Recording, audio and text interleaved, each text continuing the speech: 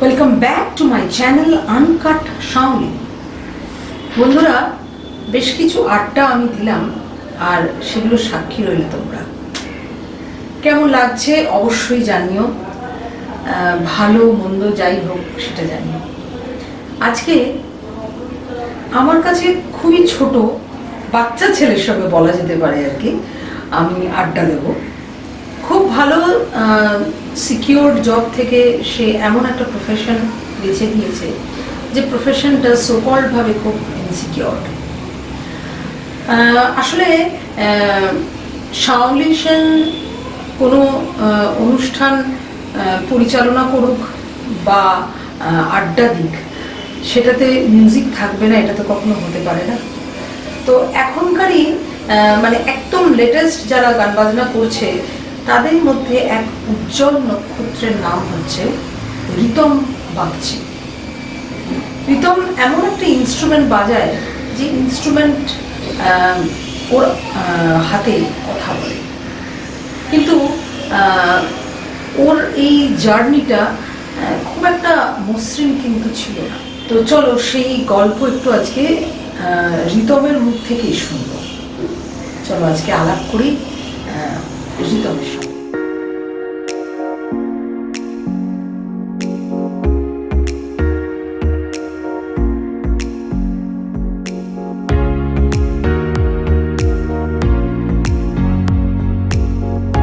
আজকে আলাপ করিনি আমার ছোট ভাই রিতমের সঙ্গে, রিতম বাগচি। রিতম, আমরা যারা গান বাজনা করি তোমাকে আমরা মোটামুটি এখন সবাই চিনি। তুমি অনেকটাই জুনিয়র, কিন্তু রাইজিং স্টার বলা যায় তোমাকে। ব্যাপারটা কখন না, আমার মতে আমি এভাবে দেখি। তো যাই হোক, তো আসবো তোমার প্রফেশন সম্পর্কে, তোমার ক্যারিয়ার সম্পর্কে। আগে তোমার একটু ছোটবেলায় চলে যাই। বলো তোমার একদমই তুমি আর বড় হবে না, হ্যাঁ, কিন্তু সকল ছোটবেলা যখন পড়াশোনা করেছো সেইটা আর কি একটুখানি কোথায় তোমার পড়াশোনা বা না কি যে পড়েছি এখন মনে পড়ে না, তাও যদি মনে করে বলতে হয় পড়াশোনা বাদ দিয়ে সবটাই করেছি। ছোটবেলায় আমার আমার বড় হওয়া, আমি বালির ছেলে, বেলুর মঠ, হ্যাঁ বেলুর মঠের খুব কাছাকাছি। তো বেলুর মঠের লাগোয়াই একটা স্কুল, বেলুর উচ্চ বিদ্যালয়, বিদ্যাসাগর মহাশয় প্রতিষ্ঠা করেছিলেন 1855 সালে। স্কুলটির একটা খুব ঐতিহ্য আছে, আমি সেই স্কুলে পড়াশোনা করেছি। তারপরে আশুতোষ কলেজ, এই তারপরে মাস্টার ডিগ্রি করেছি কলকাতা ওমেন্স কলেজ, তারপরে বিএড। আচ্ছা, ও আচ্ছা, তাহলে তুমি পড়াশোনা না করেও হচ্ছে যে মাস্টার ডিগ্রি করে তারপর যে কি করে বিএড করে। তো এই ক্ষেত্রে যেটা তোমার সাথে গল্প হচ্ছিল যে তোমার বাড়ির পরিবেশ তোমার পড়াশোনার জন্য অনেকটা আর কি দায়ী বলা যেতে পারে আর কি। পরিবেশটা কি এমন, বাবা ছিলেন বার্ডওয়ান ইউনিভার্সিটিতে, ওনার সাবজেক্ট সংস্কৃত, উনি লেকচারার, আর এখন বেলুর মঠ বিদ্যা মন্দিরে আছেন, গেস্ট লেকচার হিসাবে পড়ান। তো বাড়িতে বাবা এখনো প্রায় 17-18 ঘন্টা পড়াশোনা করেন। তো আমারও ছোট থেকে একটা অভ্যাস কি বই না পড়া হলে ঘুম হয় না। তো আমি যাই কাজ করি না কেন আমাকে কিছু না কিছু পড়তে হয়। বাড়িতে লক্ষাধিক বই, যেখান থেকে ইচ্ছা তুমি বার করে নাও পড়ো। মানে সারা পৃথিবী সাহিত্য মনে হয় বাবার কাছে রাখা আছে। মানে সেই প্রাচীন কাল থেকে বিভিন্ন পুঁথির কালেকশন থেকে শুরু করে কন্টেম্পোরারি যে সমস্ত বই বেরোচ্ছে সেগুলো অব্দি, মানে আমার বাবার বই না কিনলে শান্তি হয় না আর কি। আর মাও তো মা বেলুর গার্লস হাই স্কুলের প্রিন্সিপাল ছিলেন, রিটায়ার করেছেন সম্প্রতি। তো ওই দিকটা না খুব একটা মাথা ঘামাতে হয়নি আমাকে কোনোদিন, কারণ সারাক্ষণই বাড়িতে কিছু না কিছু চলছে। আর আমার পড়াশোনা মানে আমি বইয়ের পাতা রিডিং পড়তাম, যে কোনো আমার কি মনে হতো ওই নোটস মুখস্থ করার থেকে ভেতরে যেটা আমি ওই অরিজিনাল জিনিস ভীষণ খুব ভালোবাসি। কোনো মেকি নয় যে কেউ আমায় সাজিয়ে দিচ্ছে, রাদার ইন্টারপ্রিটেশনটা আমার হলে খুব ভালো। তোমার মতো করে, তারপর আমার মতো করে আমি ছোট গ্রাজুয়েশন করে মাস্টার ডিগ্রি করে বিএডটা তুমি তোমার মতো করে করে নিলে। আমার মতো করে হয়ে আচ্ছা গেছে। আচ্ছা, হ্যাঁ পেয়ে গেছে। আচ্ছা এইবারেতে তো তুমি তারপর গ্রাজুয়েশন কমপ্লিট করার পর তাহলে তারপর তুমি মানে মিউজিকটা কি তোমার সঙ্গেই ছিল আর কি? এবার দেখো, যবে থেকে আমার জ্ঞান হয়েছে আমি তো গানই শুনি, মা ভালো গান করে। হ্যাঁ, মায়ের গলায় গান শুনে আমার বড় হওয়া। তো শেখা বলতে যেটা বোঝায়, ছোট থেকে মানে মেথডিক্যালি আমি মিউজিক ছোট থেকে শিখি। এবার আমার বইতে পরে আমি আমার বাবার এক বন্ধু আমায় কিবোর্ড গিফট করে। আচ্ছা, তো আমি লোকালি কিবোর্ড শিখতে থাকলাম, সমস্ত কিছুর পাশাপাশি খেলাধুলা এবং করতে করতে। এবার তুমি তো স্পোর্টসেও খুব ভালো। ভালো খেলা জানি না, করেছি মানে না, ওই বৃষ্টিতে ভিজে ফুটবল, ক্রিকেট, ভলিবল, মানে কোনো কিছুই বাদ যায়নি আর কি। মানে এরকম দৌড়াদৌড়ি এই করতে করতে এখনো চেহারা দেখে মানে ব্যায়াম ট্যায়াম করো আর কি। সেটা ছোটবেলাকার অভ্যাস আচ্ছা। রয়ে গেছে। আর ওজন আরো হয়তো তোলা হয় না, জাস্ট আমাদের প্রফেশনটা তুমি মনে হয় সব থেকে ভালো জানবে ফিটনেসটা কতটা জরুরি। রোজ আর কিছু করো না করো, যে ফিটনেসটা ইট ম্যাটার্স। মানে আমার মনে হয় যে কোনো প্রফেশনে ফিটনেস আলটিমেটলি, কারণ এটাই শরীরটা সম্পদ।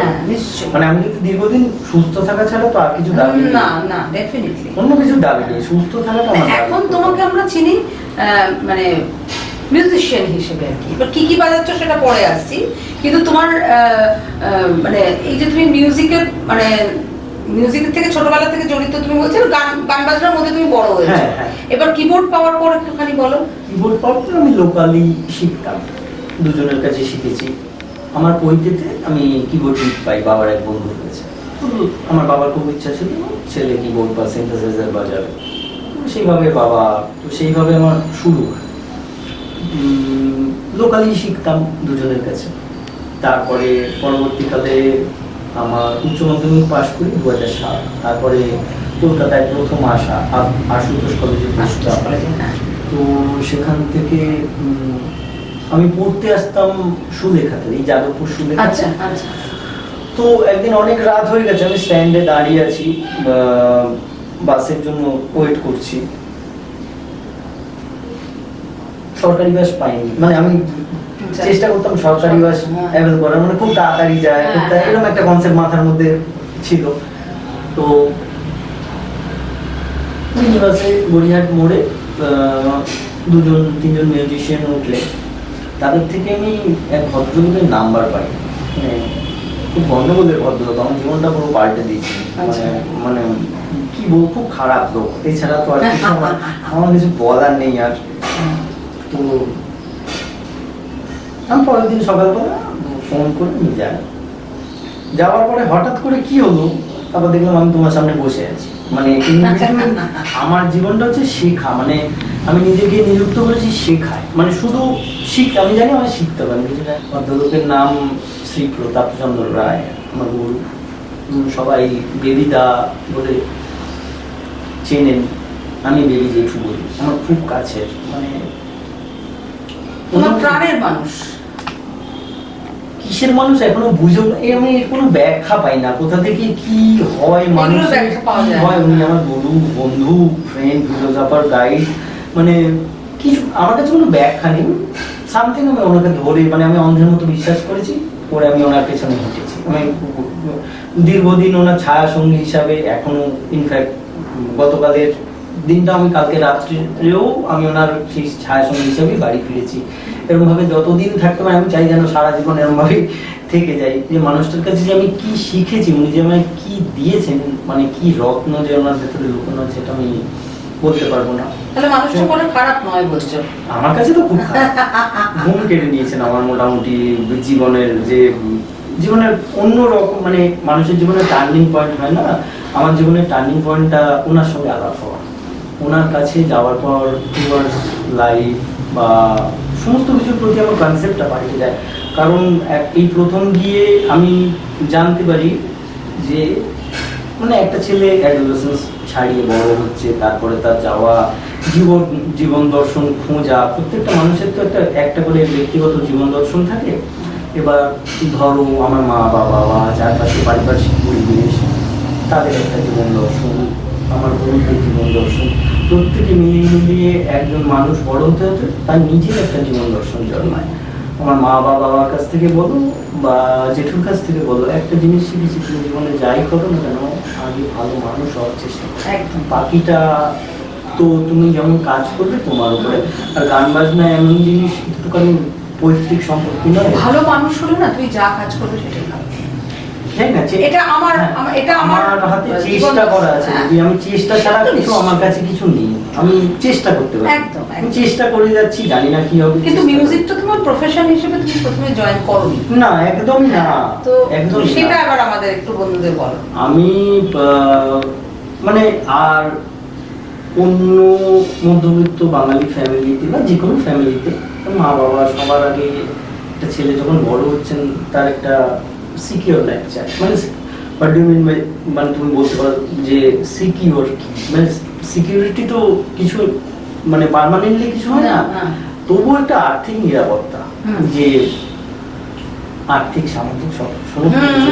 যদি দেখবে আর্থিক নিরাপত্তা না থাকলে সামাজিক নিরাপত্তাও থাকবে না। মানে আমরা যে গান বাজনা করি, দেখবে বাবা মা জিজ্ঞেস, মানে কেউ যদি জিজ্ঞেস করে তোমার ছেলে কি করে, তখন বাবা মা বললো যে ও গান বাজনা করে। সেটা তো করে, হ্যাঁ কি করে, আর কি করে, হ্যাঁ মানে কাজটা কি করে, কাজ কি করে, গান বাজনা তো মানে সবাই করে আর কি, সেরকম করে। সেটা আমি এখন কি কাজ করে, হ্যাঁ কি করো, গান বাজনা করি, না কাজটা কিসের করে, হ্যাঁ হ্যাঁ গান বাজনা তো ওকে আর কি। মানে সেটা কিন্তু মনে হয় কোনো বাবা মারে শুনতে ভালো লাগে না, আমার মনে হয়।